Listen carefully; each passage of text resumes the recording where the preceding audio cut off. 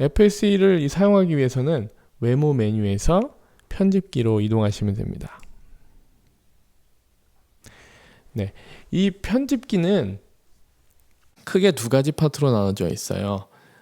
왼쪽에 보시면 템플릿과 템플릿 파트라는 두 가지 큰 기능을 가지고 있는데, 템플릿이라는 것은 우리가 만약에 나는 홈페이지를 이런 구조로 보여주고 싶다, 그리고 블로그 모음은 이런 구조로 보여주고 싶다, 그런 구조를 미리 만드는 겁니다. 템플릿이라는 거는. 그리고 소개 페이지는 이런 식으로 만들고 싶다, 어떤 데이터들을 불러와서 이런 모습으로 보여주고 싶다라는 어떤 스케치를 그린다고 생각하시면 됩니다. 그걸 템플릿이라고 하고, 그리고 템플릿 파트라는 거는 그 템플릿 안에 부분을 나는 이런 식으로 만들고 싶다라는 걸 미리 정의하는 겁니다. 그래서 템플릿 파트는 하위 개념으로 보시면 되고요.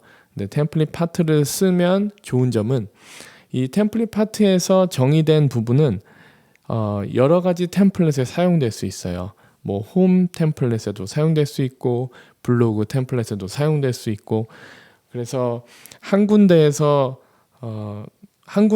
사용되는 템플릿은 거기서만 수정을 해야 되지만, 템플릿 파트 같은 경우는 여기저기 사용된 템플릿 파트를 한 번만 수정하면 자동으로 다 적용되게 됩니다. 그래서 예를 들면 템플릿 파트에 들어가 보면 이렇게 댓글, 부터, 헤더, 글 메타 이런 게 기본적으로 네 가지가 만들어져 있는데요.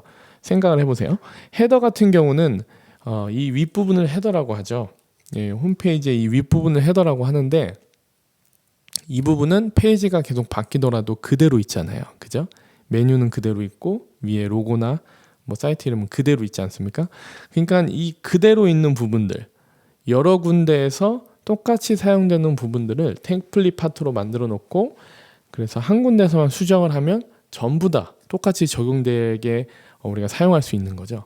그래서 뭐 만약에 블로그 같은 글 밑에서 만약에 뭐 뉴스레터에 가입하는 폼을 만들고 싶다, 그럼 그 폼은 글마다 똑같이 있어야 되잖아요. 그죠? 다른 디자인을 가진 게 아니라 똑같은 디자인으로 계속 적용돼야 되기 때문에, 그런 부분들, 재사용이 가능한 부분들은 템플릿 파트로 만들어 주시면 유용하게, 그리고 손이 덜 가게 그렇게 사용하실 수 있는 거죠. 이제 만드시면서 감이 더 잡히실 겁니다. 만들면서 더 설명드리도록 하고요. 네, 이번엔 템플릿에 대한 설명을 간단히 드리도록 하겠습니다. 템플릿에 들어가 보시면 이렇게 여러 가지 템플릿이 있는데요. 사실 정확히 이해하는 거는 더 헷갈립니다. 사실 왜냐면 이 워드프레스가 계속 발전하면서 추가된 것들이 많이 있기 때문에 이해하기가 되게 상당히 복잡해요. 그래서 우리가 필요한 부분만 일단 짚어드리겠습니다. 그래서 일단 404라는 거는, 404는 사용자가, 그 방문자가 잘못 방문하거나 링크가 깨졌을 때 이 페이지는 잘못된 페이지입니다, 이 페이지는 존재하지 않습니다 라는 걸 보여주는 그런 템플릿이에요. 들어가 보시면 이런 식으로 찾을 수가 없습니다. 예, 다른 페이지를 검색해 보시겠습니까? 이런 식으로 유도를 하는 거죠. 404 페이지라고 보통 얘기합니다. 그리고 여기 보관함이라는 템플릿이 있죠. 보관함 템플릿 들어가 보시면 아까 이제 그 완성된 거 보여드렸죠. 블로그에 가보시면 이렇게 글들의 모음을 보여주는 템플릿이 보관함 템플릿이고요. 만약에 글들에 들어가서 이렇게 밑에 뭐 템플릿에 이 카테고리를 선택했을 때도 그 카테고리가 그 카테고리를 가지고 있는 글들을 모음을 보여주는 이것도 보관함입니다. 그렇죠? 그리고 만약에 날짜를 선택했어요. 그러면 이 날짜에 속한 글이 여러 개면 또 똑같이 글 모음으로 보여지게 됩니다. 뭐 태그도 마찬가지예요. 태그를 눌렀을 때도 이렇게 그 태그를 가지고 있는 글들의 모음을 보여주는 템플릿이 보관함 템플릿입니다. 물론 다르게 만드실 수도 있어요. 태그를 가지고 있는 글들을 같은 태그를 가지고 있는 글들을 보여주는 템플릿을 다르게 만들 수도 있고, 만약에 저자를 눌렀을 때, 글쓴이를 눌렀을 때 글쓴이를 보여주는 보관함은 또 다르게 만들 수도 있고, 다르게 만들 수도 있지만 기본적으로는 이 보관함이라는 템플릿으로 어떤 글들의 모음을 보여주는데 공통적으로 사용됩니다. 만약에 더 구체적인 템플릿이 정의되지 않았을 때는요. 그게 보관함 템플릿이고요. 그리고 빈 템플릿, 블로그 대체 이런 거는 우리에겐 중요하지 않습니다. 더 일반적인 템플릿이기 때문에 우린 더 구체적인 것을 만들고 있기 때문에요. 상관없고, 그리고 홈이라는 게 헷갈릴 수 있는데, 이 홈 템플릿이라는 거는 보관함과 많이 다르지 않습니다. 우리가 글이라는 메뉴에서 그 블로그를 올리는 글 메뉴에서 작성한 글들을 보여주는 글 모음이에요. 보관함이 한 종류의 보관함입니다. 홈이라는 거는.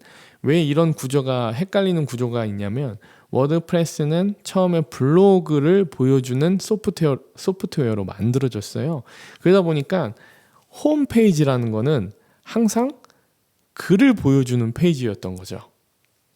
네이버 블로그처럼 항상 들어가면 글이 보여주는 구조가 기본이었던 거예요. 그래서 홈이라는 템플릿 이름을 지금까지 그대로 가지고 있는 겁니다.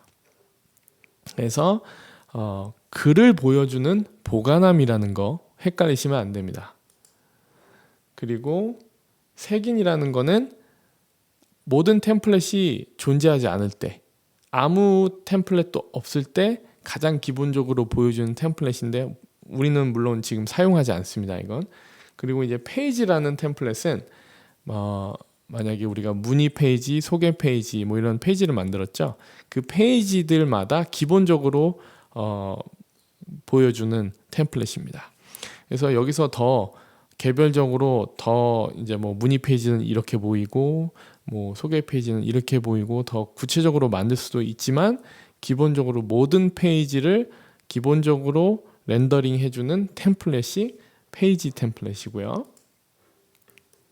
그리고 검색 페이지는 이름이 다 말해주죠. 우리가 검색창에서 검색을 눌렀을 때 그 검색 결과를 보여주는 템플릿이고요. 그리고 이 단일이라는 거는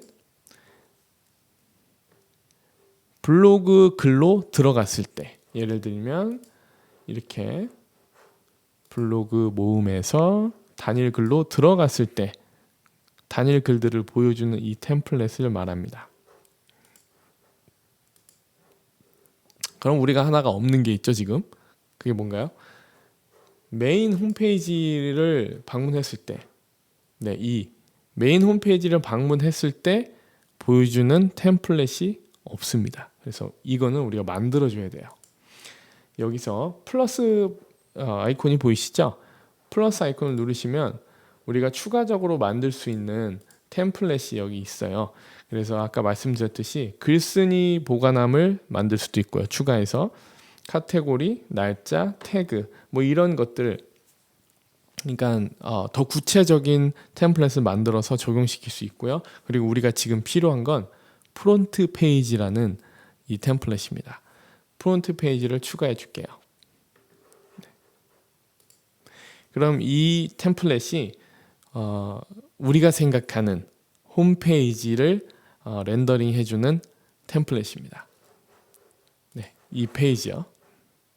그래서 우리는 이 템플릿을 이용해서 메인 화면, 메인 페이지, 메인 홈페이지를 만들어 볼 겁니다.